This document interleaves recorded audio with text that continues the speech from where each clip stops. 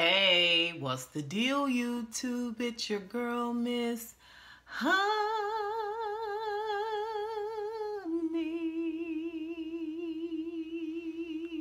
Welcome back to the channel. Welcome back, you guys. It is your girl, Miss Honey, here with a I promise you I ain't gonna hold you long. Super quick review for Tamar, Get Your Life. This is season 1 and the only season, by the way. I do not believe there will be a season 2. Episode 4, Caught in the Middle. It's gonna be super quick because I feel like it's just really the same episode over and over again. Like a bunch of people in Tamar's house, a bunch of people running around, the dog is humping people, the camera crew is visibly everywhere. And at some point she walks off and we come back 2 days later. Like every episode is pretty much, that's what it's been. But we're going to talk about a couple of the highlights of the show. And hopefully you guys can help me understand where Tamar is living. This is not the same house that they were showing when the episode first opened. 2 episodes ago, this wasn't the same house. This is a different house. A lot of y'all say that she didn't move, like just wasn't nobody in the house and they just didn't want to film that day. This is a different house. That's a different entryway. That's a different living setup. I'm telling you, when he was walking through the kitchen, I was like, I don't know. Now, if I'm wrong, y'all prove me wrong. But that looked like a different house. But if y'all can prove me wrong, put it down below. Y'all know I don't have no problem saying when your girl is wrong, okay? When your girl is mistaken. I don't have no problem with that. But this looked like a different house to me, okay? Which says a lot, all right? So, it is a couple of major things going on. Number 1, it is David's 50th birthday. That is going to happen like that the upcoming Saturday. This is like top of the week type thing. Also, middle of the week, she's got to go to Atlanta to do the Todrick Hall show. And we're going to talk about that because Beautiful Soul and I, if you guys know, y'all follow Beautiful Soul. A lot of y'all came over here from Beautiful Soul. Beautiful Soul and I was actually at that show. So we're going to talk about it. But anyway, listen. So those are the 2 major things that's going on. So we're going to talk about pre-Atlanta, Atlanta, and post-Atlanta. So pre-Atlanta, we see where Tamar is kind of like playing a little bit dumb. I don't know if she's playing, if it's legitimate. Like some people are so self-involved. They legitimately have no idea what's going on with you, even though it popped off right in front of them. She's got this pink overlay coat where she is saying, where this come from? And Goli is there and she was like, they wanted me to put that on. Like, this my issue with Goli. Goli, just spit it out. Like, I know you might be a little bit overwhelmed because the giant personalities and stuff is everywhere, but you from Hollywood, you used to weird. And what Tamar got going on there is definitely in the weird category. So she was like, but yeah, they wanted me to put it on because I think part of her couldn't even really say it out loud because it was really bothering her that people were saying, you dress like a witch. No, she's dressed like the picture you guys are used to seeing of a witch. It's witches and warlocks everywhere. You may not know it, especially if you're not in tune to it. Especially if you got your energy to a place where they not in your space like that. Like, I just think we need to get over this idea that that God is a white man with long flowing hair and a beard, and he wears, you know, a dress and sandals. We need to get out of this idea that the devil is all red and he's got horns and he's got a pitchfork and you know, he's got a spiked tail. Like, we need to just get out of this mindset. And witches don't fly in on brooms. They don't all have black cats. You know what I'm saying? Like,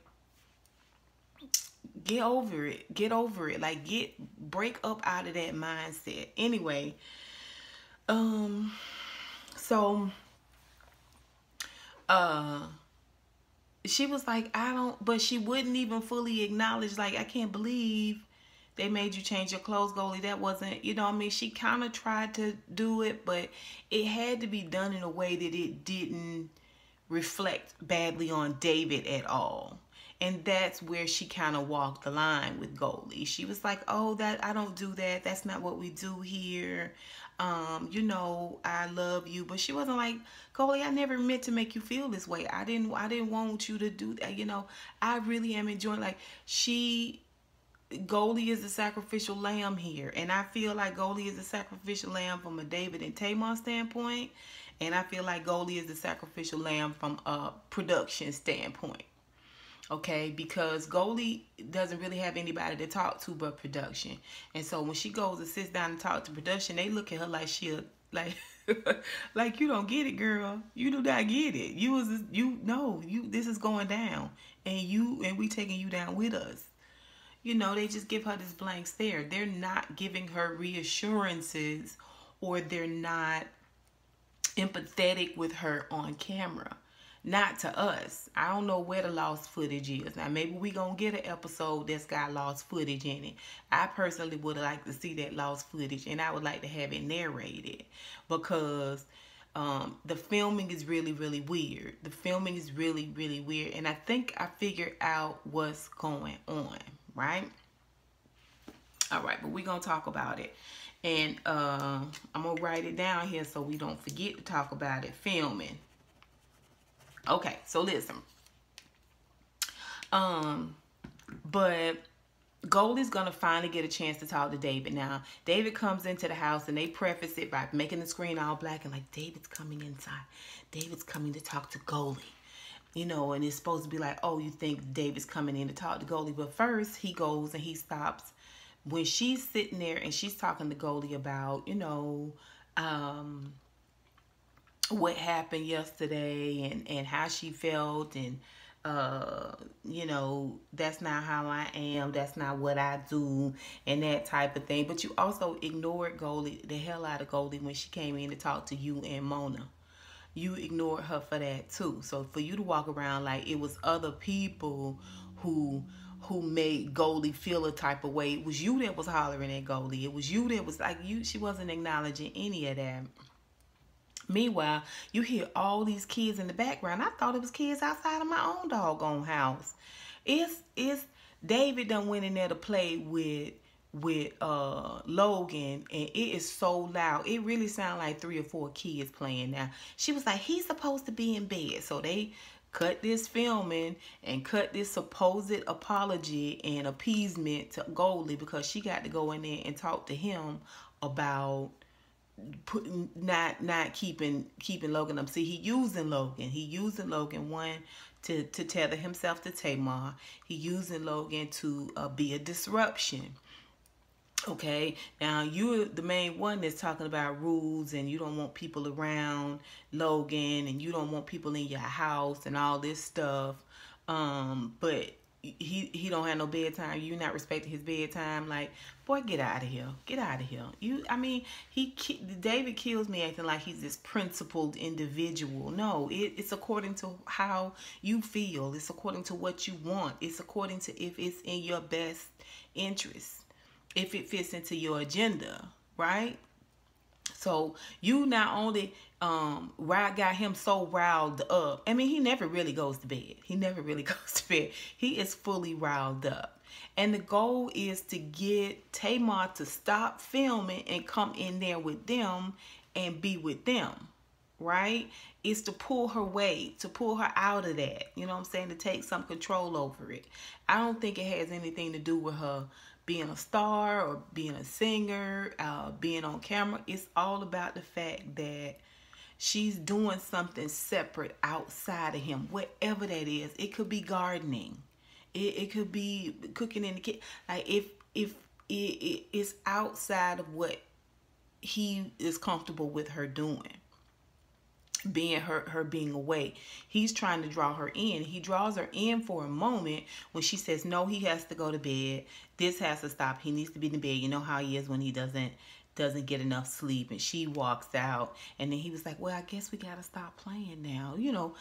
And so finally he comes in and he talks to Goli, and Tamar goes in and she lays with Logan to get him to calm down.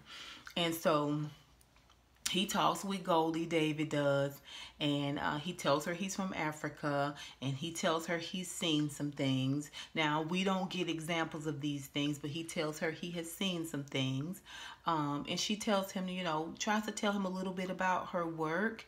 And, you know, again, she gets probably like 2 or 3 words or 2 or 3 sentences at times into the conversation, and he is gathering, he's interrupting. And it's never this conversation where they're able to have dialogue. He says, oh, I'm from Africa and I've seen some things. And she says, well, this work is really, and if it's not of God, and it's not about the Bible. You're not a to the letter Christian. You're not a to the letter Christian. You're not Orthodox Christian. You're not Orthodox nothing. Like if you were, there's so many things that you would not be doing. And I'm not saying these things are right or wrong. I'm just saying they're not to the letter. They're not to the letter.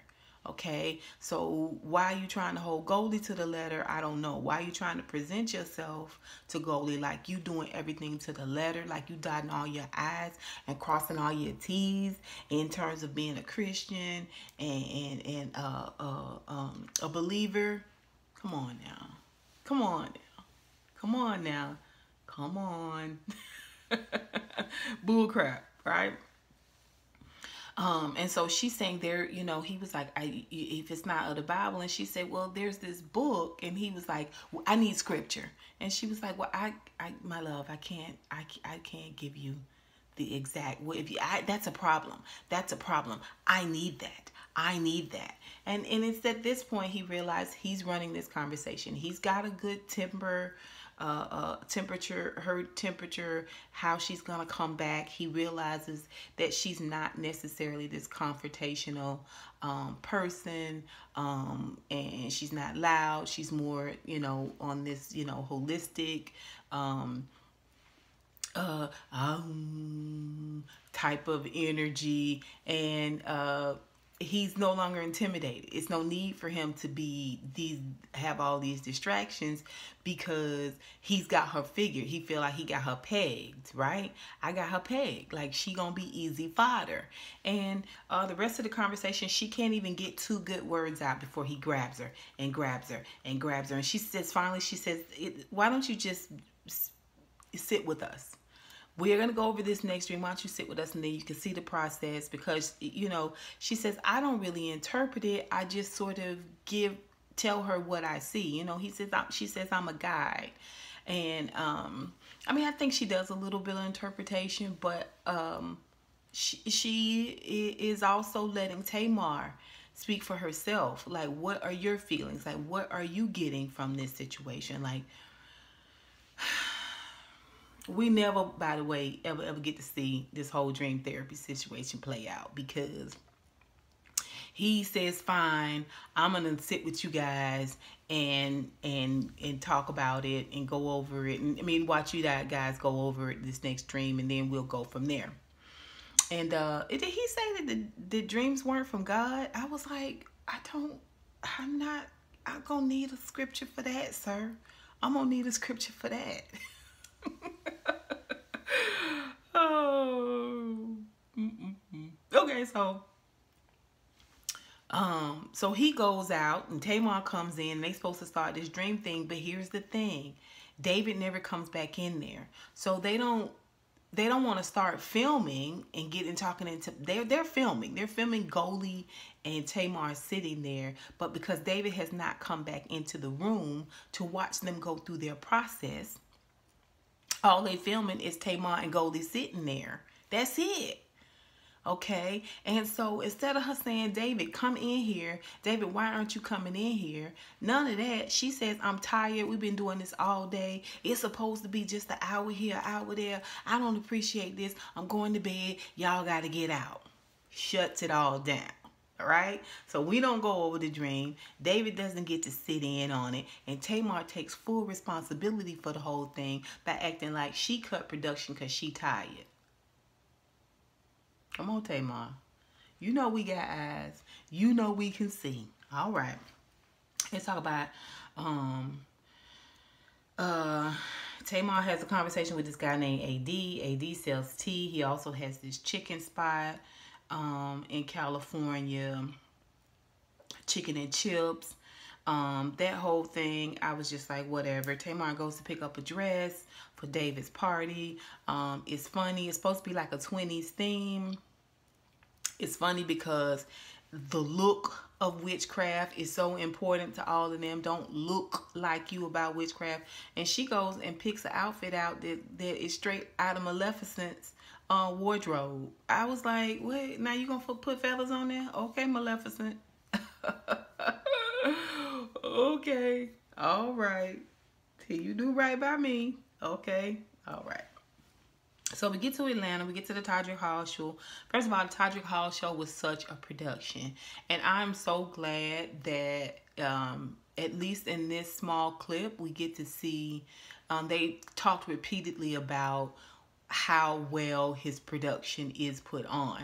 Because, yeah, those are actual props that were on stage. That is not TV screens. Those were actual props that were on stage.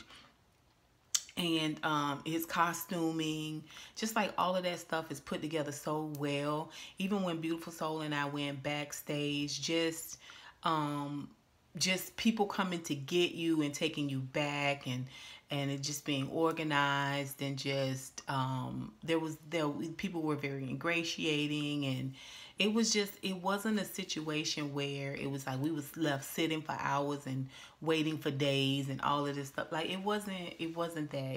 It was a very, very good show. Very high energy. It was very entertaining. The music was popping, the energy was on. Like I would even say like the crowd that was there was a good energy. It wasn't like a wild crowd. It wasn't like a fight crowd. It was just like a hype energy. Everybody was like enjoying themselves type crowd. Beautiful Soul and I enjoyed ourselves, and we sat like where you saw Tamar and her dude walking to go and to do the sound check section. Like we sat on that back row. That row is where we sat. And like I said, it was a really, really good show. The energy at his show is so good. Like it's so nice. It's just positive. Just positive, positive, positive. I saw Tamar perform, and Tamar was stiff. Okay, I do like the Sugar song, but she was so stiff, and she seemed so bloated and so stuffed into that outfit. Like, anyway, Goli was there the whole time, but Goli was not interacting with David. David came right at the showtime, at the start of showtime, and I think Candy introduced Tamar. Tamar came out, and then the rest of the show was all Todrick. So she just had like 10 minutes, like right up front. And so David came in at the start of the show. I guess Tamar went to the back, got changed, got showered, all of that, and came out before she left to go back to Atlanta. She was able to sit in on a little bit of the show. David and Goli sat together during the show, but they never spoke. During Tamar's show, but they never talked. And so now Tamar and Goli and David are standing there for the show, and they don't talk. They don't seem like they interact. And Tamar doing her Tamar thing, but it's no interaction between Goli and David. Later on, they go back behind the scenes after the show and or during the show, and Todrick pops in for a few minutes, says a couple of words to them, and then he's got to go back out to the show. So they're still sitting in their green room and they're still filming them. And Tamar is, you know, chit-chatting and talking. She's going on and on about the show, and she's just being real energetic with all these people, her whole entourage and everything. And David is sitting there on his phone, right? And so then Tamar finally settles a little bit and sits down, and then he gets up and comes and sits next to her. And so now they're both on camera, and Goli is trying to talk a little bit and trying to ingratiate herself a little bit, but they both got shades on and they both looking down at their phone. They both scrolling through their phone. They probably texting each other. You know what I'm saying? They basically shutting her out. And she's got there's this awkward moment where she doesn't really know what to say or how to fit in, or she's talking out loud, but no one's acknowledging that she's put words in the air. I was like, girl, Goli, you got money. You got finances. Get yourself up and call yourself a Uber and get yourself back to California. That's what I would do. Tamar would call me and be like, girl, what happened to you? I thought last time I saw you was sitting there and we was ignoring you. That's when I got up and got an Uber, sis, and got to the airport and called me a plane and went on back to the house. Okay? Because I don't have time for this. I don't have to put up with this. I'm going to tell you, you get somebody the smallest inkling that they can clean their feet on you and treat you like a welcome mat. And baby, that's going to be your lot in life. The whole time y'all friends, the whole time they in your existence, they're going to be treating you like a welcome mat. You make it clear up front. You can do it swiftly and you can do it professionally. Shout out to Justin J. But make it clear that you ain't nobody's welcome mat. Okay? Okay? You ain't nobody's receptacle. Okay, well, they can dump all their bull crap on you, Goli. Now, I don't like the way you handling yourself. You need to pop off at Tamar. You need to pop off. Stop all this whining and this crying and stuff. Anyway. So, now we back in California. This is post-Atlanta. That last scene in Atlanta where they was walking off and leaving her and she was dragging all her stuff. It was almost like she went to the bathroom. When she came back, the room was in. She was like, oh my gosh, they left me. They're leaving me. I was like, Goli. Anyway, post-Atlanta, Tamar meet with somebody, event planner. She's throwing David's party at her house now. Supposedly her man is rich, but she throwing the party at her house. And I believe they said that they were splitting the cost of the party. Okay. Okay, y'all well-to-do. All right. We got this is what I was gonna say about filming. We see where the dog is humping, the dog is peeing all over everything. She puts the dog away in a room or a closet or whatever, and the next thing we see the dog Miracle walk right through. Walk right through. I was just like, what's happening here? This filming is wonky. It's weird. She's going to have an ice sculpture and a photo booth and all of these different types of things. Tamar's renting these homes. I think she's renting these homes and she has a moving company and they move things for her. They move all of her things. Or she gets the house staged or something. And then she lives there for a period of time and then she moves on. You know, it's kind of gypsy-esque. She's not settled. That's clear. But anyway, she's supposed to be having this fabulous party and African food and just all of this stuff. David's 50 years old. He's never been married. He doesn't have any children. This is his first birthday party ever. So what she wants to do before the party starts is she wants to talk with Goli for a little bit and just see what's going on between Goli and David. Like, she wants to work that piece out.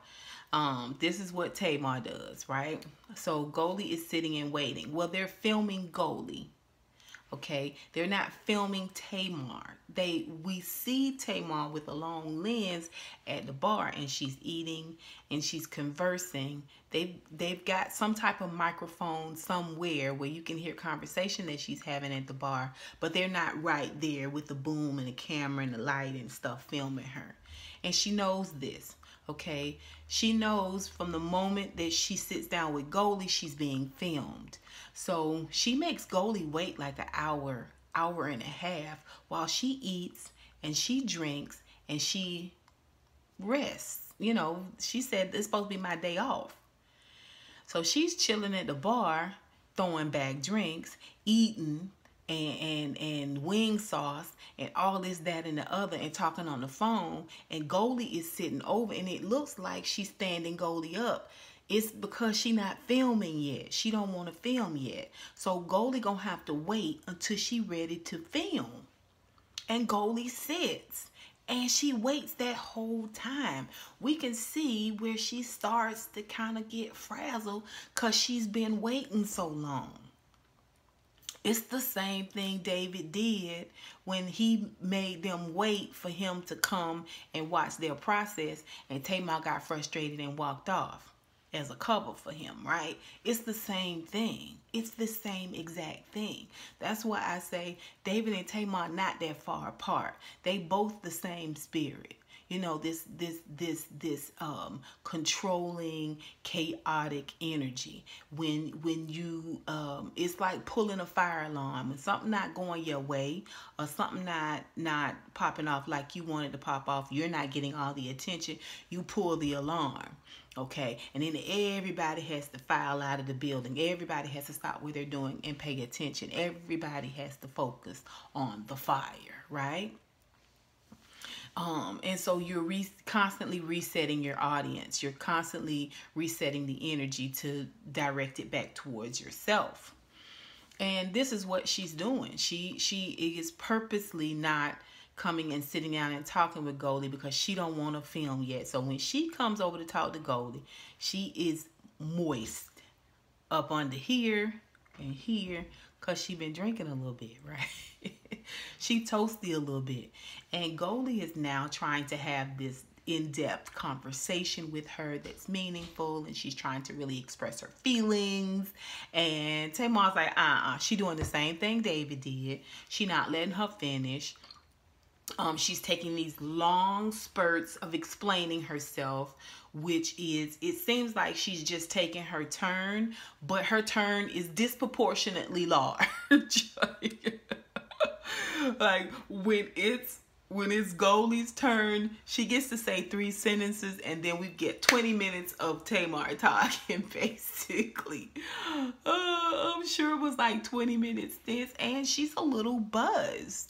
She's a little buzzed. And she's saying it doesn't, you know, this is all her fault because, well, her first mistake was saying that 50% of Christians believe David is representing 50% of the Christians. I was like, what? What are you talking about? First of all, David don't represent nobody. Nobody. Okay? Just like you don't represent nobody. Okay? For me, you don't really represent an abused woman well. In my opinion, I'm not ready to say that Tamar is abused, manipulated, but she's a manipulator. Okay, she's probably a bit controlled, but she's controlling. Even Swap can't be no swindle, right? Even Swap can't be no swindle. I haven't seen it yet. I'm. That's my favorite meme. You know what I'm saying? I don't see it. I just don't see it. People say she got mental health issues, but y'all can't really get her to sit down long enough to really kind of peg it. We can't really get it diagnosed, like really articulate it, right? From a clinical standpoint. So, okay. Get what y'all say. This is what people say. I don't see it, right? She goes on to say that when she met him, it was magic. Okay, but y'all are devout Christians. Y'all to the letter, by the book. You know what I'm saying? Strictly straight, right? We do this thing biblically. Show me about magic. Come on, pull up some magic for me out of this here Bible, out of this here paperwork y'all got from the Lord. Okay, so then she goes on to say that people will bust you in your head about it. I mean, what is you talking about? You giving Christians Christians can be very demonstrative. So can people who believe in Islam. So can people who are devout in Judaism. I mean, what is you talking about? Like, what?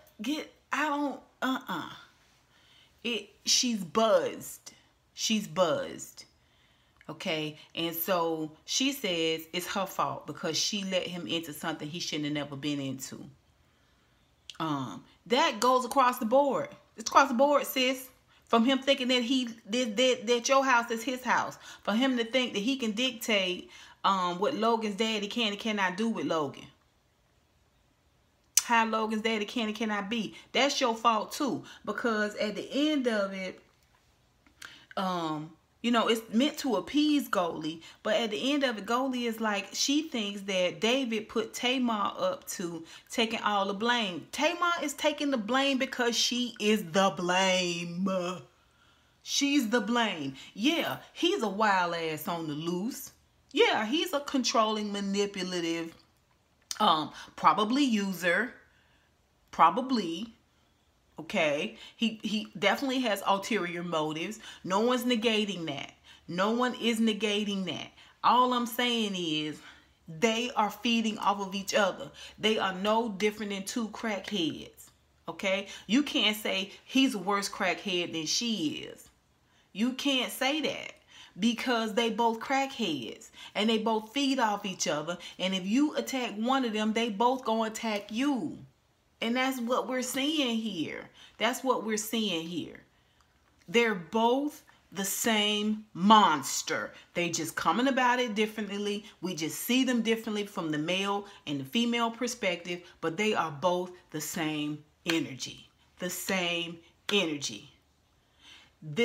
These separate conversations you see that they have with Goli, they both went the same exact way. Y'all tell me what y'all think. Y'all put it down below. I'm really, I really want to know what it is you guys think about what I'm saying in terms of, do you feel like it's the same energy? Do you feel like they both kind of handle her the same way in terms of taking control and dominating the conversation and putting all of what they wanted to say out there? And just throwing it all on her and then sort of dismissing her and poo-pooing her and sending her on her way. Y'all tell me what you think. Maybe I'm crazy. Maybe I just don't get it. Maybe I just don't see. But I'd like to hear what y'all think because I know my honeybees are some of the smartest honeybees. Okay? And you guys, if you're new to my channel, don't forget to hit that subscription bell. Don't forget to hit the notifications. Don't forget to hit that thumbs up. And of course, talk about it down below. And until next time, honeybees. Mwah, mwah, mwah.